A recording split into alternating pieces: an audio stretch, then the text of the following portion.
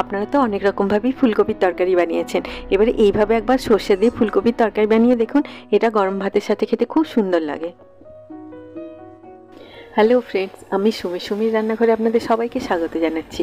আজকে আমি বানাবো খুব সিম্পল আর খেতে খুব সুস্বাদু সর্ষে ফুলকপি। এই সর্ষে ফুলকপিটা বানানোর জন্য আমাদের এই উপকরণগুলো দরকার পড়বে।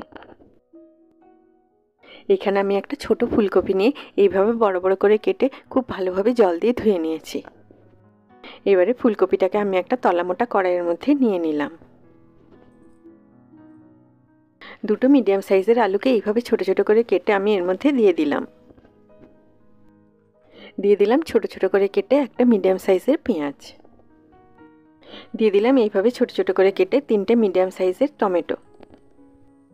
এই সর্ষে ফুলকপিটাতে টমেটোর পরিমাণটা একটুখানি বেশি দিলে খেতে ভালো লাগে। দিয়ে দিলাম মাছ থেকে চিড়ে নেওয়া 5টা কাঁচা লঙ্কা আর স্বাদ মতো নুন।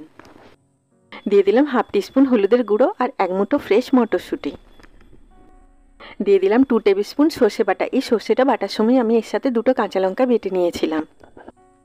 এবারে দিয়ে দিলাম 1 টেবিল স্পুন কাঁচা সর্ষের তেল। এই সর্ষে ফুলকপিটার মধ্যে কাঁচা সর্ষের তেলটা সুন্দর একটা ফ্লেভার নিয়ে আসে। দিয়ে দিলাম 250 ml এর মতো জল।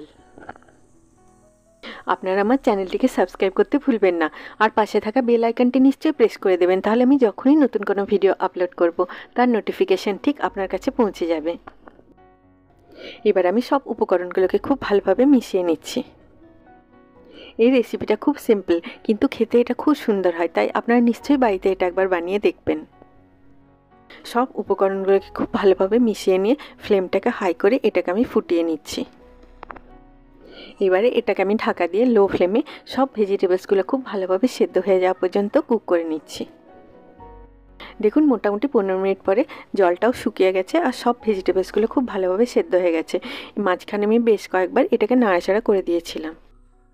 আপনারা ফুলকপিটা একটু বড় বড় করে কাটবেন, কারণ এটা সেদ্ধ হয়ে যাওয়ার পর যদি এরকম গোটা গোটা থাকে তাহলে সর্ষে ফুলকপিটা খেতে বেশি ভালো লাগে। দেখুন এই সর্ষে ফুলকপিটার কনসিস্টেন্সিটা ঠিক এরকম থাকবে, এটা খুব বেশি শুকনো শুকনো হবে না।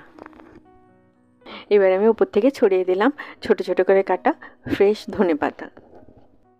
এই শীতের দুপুরে গরম ভাত, ঘি আর এই সর্ষে ফুলকপিটা থাকলে দেখবেন আর কিছুর দরকার পড়বে না। আর দিয়ে দিলাম 1 মুঠো ফ্রেশ মটরশুঁটি। রান্নার শেষে এইভাবে ফ্রেশ মটরশুঁটিটা দিলে এই সর্ষে ফুলকপিটা থেকে খুব সুন্দর একটা ক্রাঞ্চি টেস্ট আসে। মিডিয়াম ফ্লেমে আরও 2 মিনিট এটাকে আমি কুক করে নিলাম। আমার এই ভিডিওটি যদি আপনাদের ভালো লাগে আপনারা নিশ্চয়ই লাইক করবেন। আপনাদের এক একটা লাইক আমার কাছে অনেক বেশি মূল্যবান। দেখুন সব সবজিগুলো খুব ভালোভাবে সেদ্ধ হয়ে গেছে। এবার আমি গ্যাসের ফ্লেমটাকে অফ করে দিলাম। গ্যাসের ফ্লেমটা অফ করে দেওয়ার পর উপর থেকে আমি ছড়িয়ে দিলাম 1 টিস্পুন কাঁচা সর্ষের তেল। এই কাঁচা সর্ষের তেলটা দিলে সর্ষে ফুলকপিটা থেকে খুব সুন্দর একটা সুগন্ধ আসে। আরও একবার আমি সব উপকরণগুলোকে খুব ভালোভাবে মিশিয়ে দিলাম।